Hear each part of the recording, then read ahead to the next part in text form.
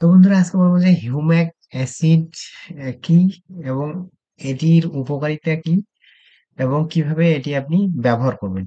তো হিউম্যাক অ্যাসিড একটি হচ্ছে প্রাকৃতিক জৈব যৌগ যা মাটির উর্বরতা বৃদ্ধি এবং উদ্ভিদের এটি সাধারণত পচে যাওয়া জৈব পদার্থ যেমন পিট, লিগনাইট ও কম্পোস্ট থেকে আহরণ করা হয়।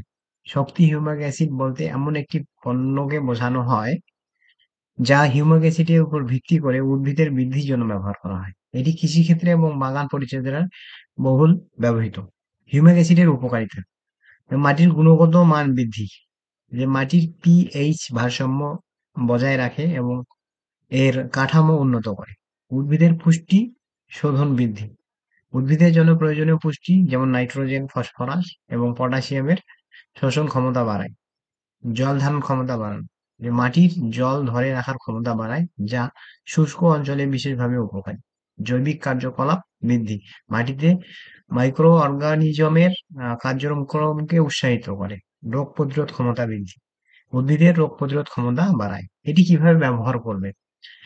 ব্যবহার পদ্ধতি: যে ফসলের জন্য সেচের পানির সঙ্গে মিশিয়ে বা সরাসরি মাটিতে প্রয়োগ করা হয়। পাতায় স্প্রে, পাতার মাধ্যমে উদ্ভিদের দ্রুত পুষ্টি সরবরাহের জন্য হিউমিক অ্যাসিডের দ্রবণ স্প্রে করা যায়।